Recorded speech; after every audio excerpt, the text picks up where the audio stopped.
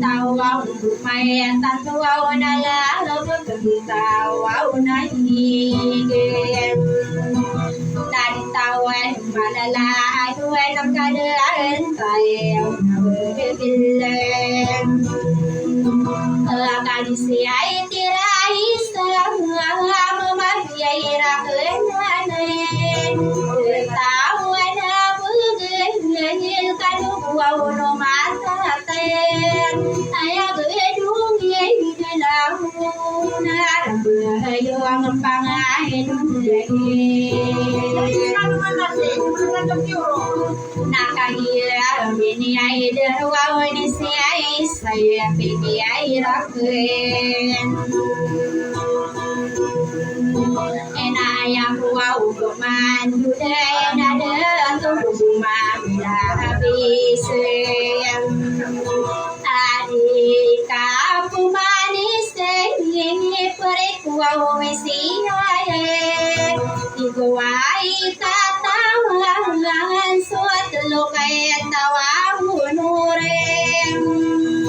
amamu dapari tisangin tamana kiai sariyai bururem napene dakiai di kaka asar gaya tabu ayo kenagem suara nunggal gusalo doa tamanu numpang ranundem ibai manisaran kau kamaya kai puruan dua sai berhati pungkariai nurul tingge umantan wayang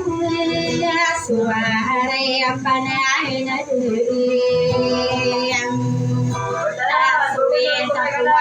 se piai nasi tuau kiai berait tuau berangai yang mapore dewi yang mapurante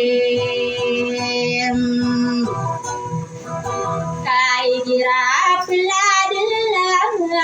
tu karudai no pampuau kaga tuau berantan bepia penadem saleh sempekati pakai nadai kapaparin akapelai delai dilen sakalu delai nalingwaen kana na wau kemana anak pulang wae nam perum sapore kuau isia ya suare pananatim makala bururan lebih magang kuang kuling salagi nasarana asige ini saya iranun naulina nasukuau kumana kakagi sumin beruang aidu wow monai harai nalung bau nasukuau kumain ena di luar sutari tenjai batatari aiti beniran ipupung kata nirangan sampungan tanuaye suara panana dewi masui ita porasibiin nakatiguan supaya ngalih napumpungai niirain upamang ulay sudah sapandu wamitai inarangkap suau padana dengan minuira nabiyawan berikuau wisia apdana dematiren unamiyam lagi ngir sarana upiai pendairain ma pai ne dui sai nama pene do padien naka pupai magade tai naka pupum magawi de o ma pene do bu mala asuma pai ne dui sai ma pene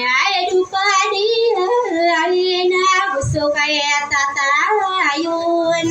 kapagi sa ko pandeng saya malay wana egem enakagia menida arwa na buhay kabuntayan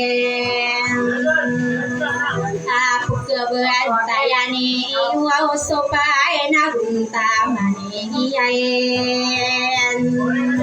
sa turugan tanuan si saya pikirak ay ako pumandu dahil nalalaw mga unuring apula pusipay naman na manguday sa rin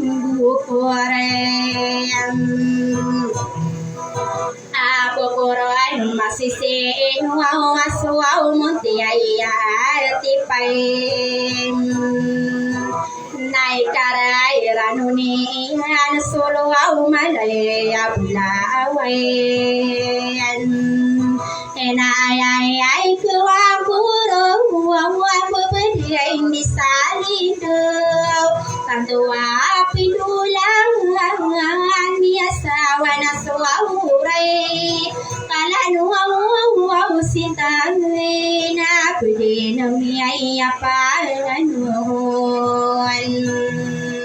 o para mayatamani kay madaun tawarada salim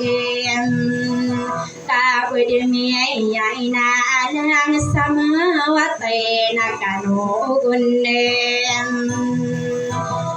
mangoda parati saray na usulay aduladun ko diliguawin ko pasenyayin o pumapanipulos salimpong na suwawadin lalagigilay agidain noon Apuselo sa kumiray pimali nanunawali ay bagayin Naditado ay sotawa bagay din sa marungan Samburan ay laguan Samburay pagalungan Pipigir sa simalaw para ngayon isugudong kasarumang tingin nakabuni wow to day manheng apa namay nakunanay namang uday saring bukureng Piagayo nanira nakimang uday parati sayin Naputare ay nuralin sisami ay likawin Andagaw na pagkudin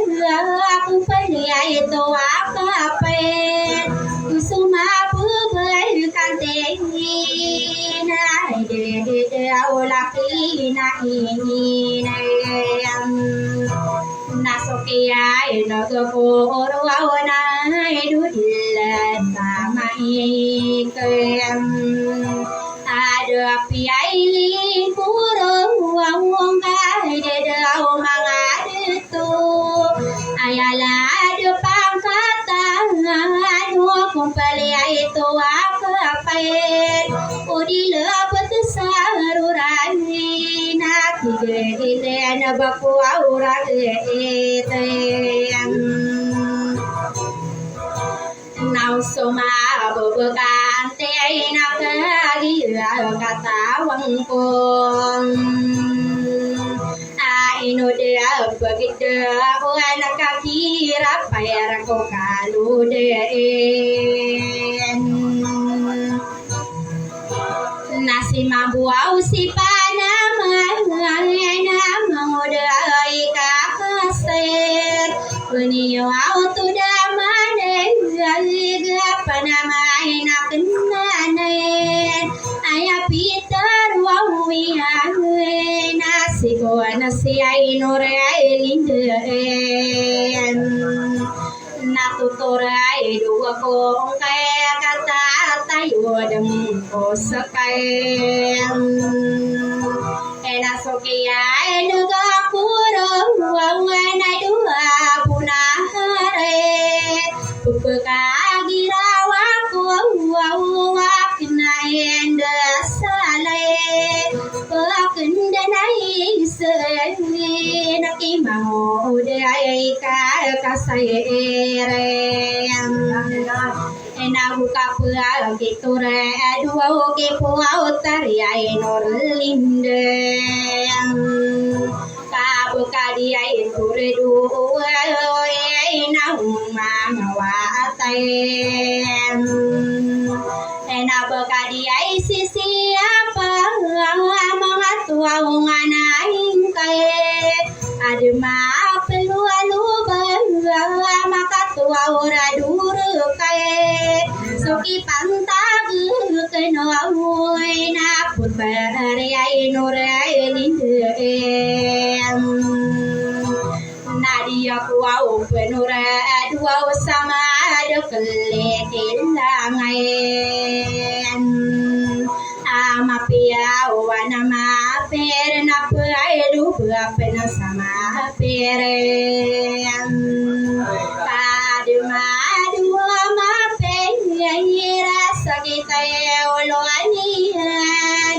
ade do ma ngada tua ka pengani aing ko buat tuhe dia ko ma bira ko pakari ai kore indulun amagalien ko iti ai gira si salamin ena bulawan sotigi eno kada di na pinkwera asile ka tamwala aku maka penopanu mangalim mapenu tangan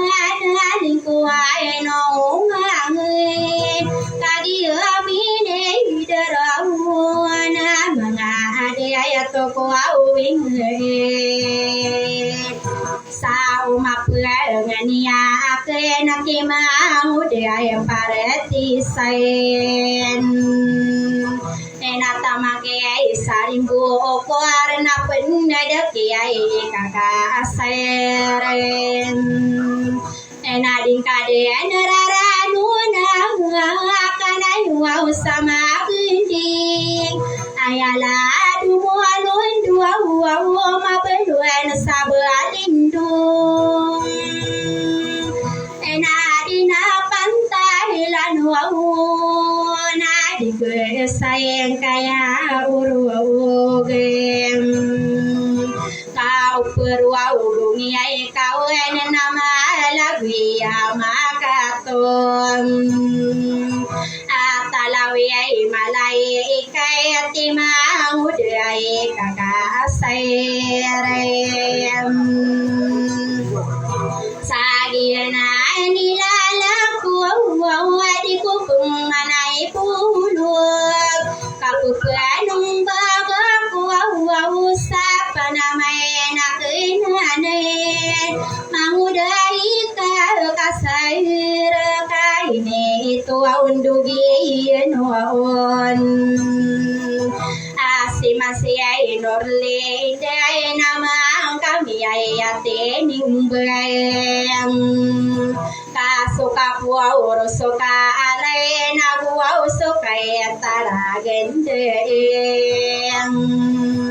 namang kami ay atening kay soki ay nagapuruan dato bilak tayo gay rapu pekagirawaku kenaka benar dina ya piai pikiai rakayam na bakurai katero oai mangu dai kakasayam ena nambiai de segitana ena dai tarambi de kabroyo audu di kedua wan takulu abinani benarkah papa ya lagi desakarende di segiti warna kami desa pakai tanem nasi tama kami bida muda takapagayunin karupa sabya anan nalungan ang kurwa wadinem kaya kara kenian naini tua undugian nuan segun siay noralinda malumbiya mahimpit piya masusuaw kudani sarwa ugay lang kain Nasukiai nagako oroy nenaya mandagi ngaken namangudai kakasar nading kadien pipikiran akalubai akunaya ading kading sinaginem Sarog alang kahang kayang tabuloyaro kuing kay kapipikirang kahoy na dengan ang kuwarude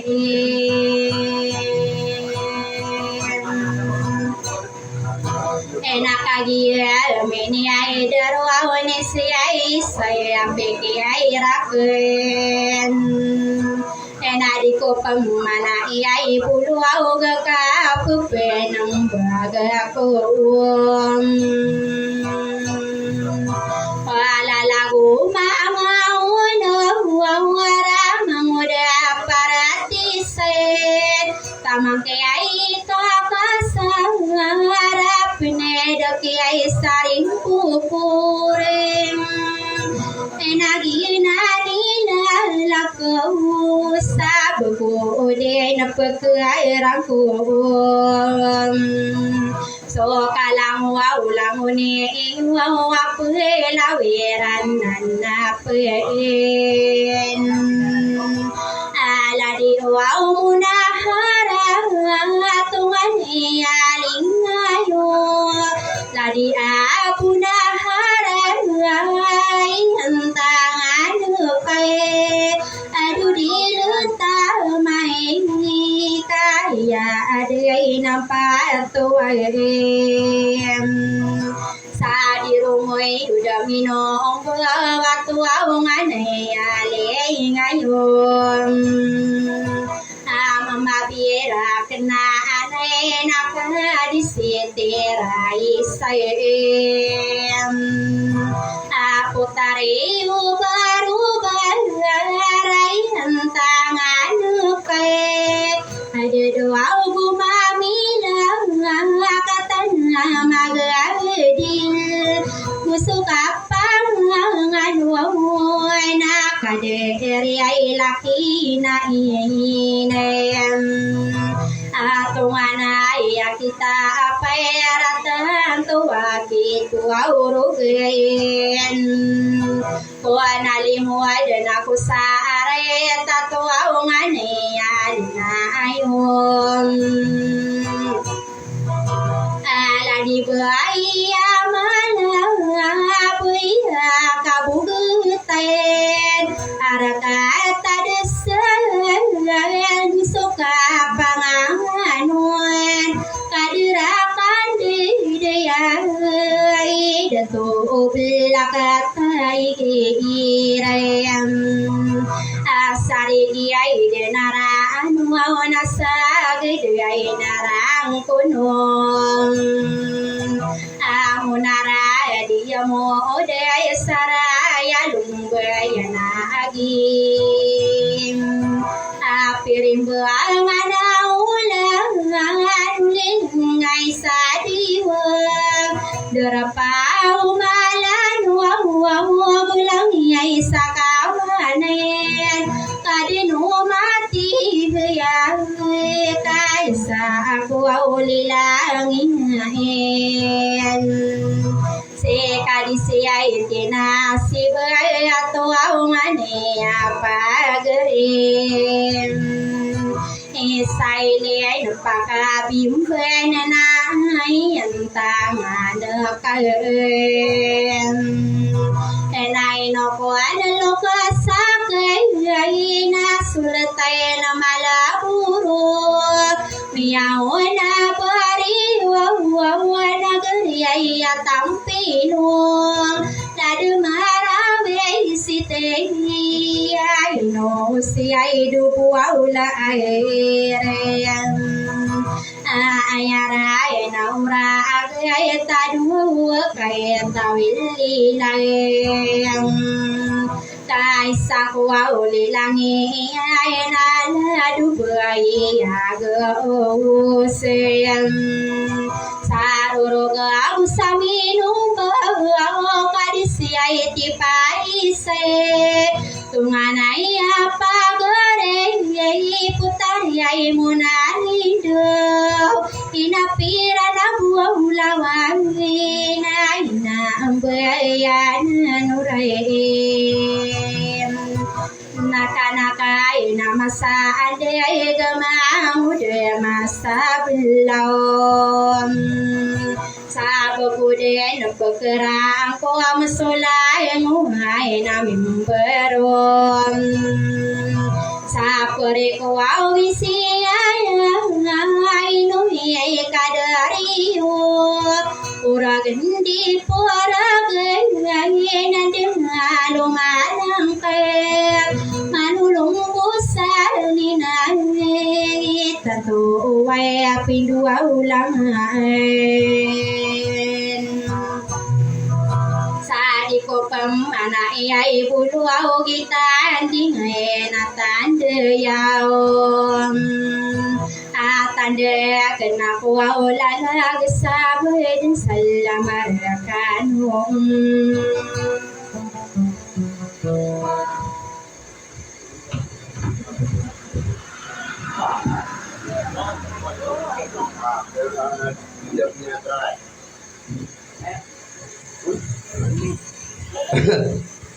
sang ibu selamat sang tua Ritano waso Potre Nurlinda abai manis saranau ada tu belakang je menara dia muda sehari domba lagi napit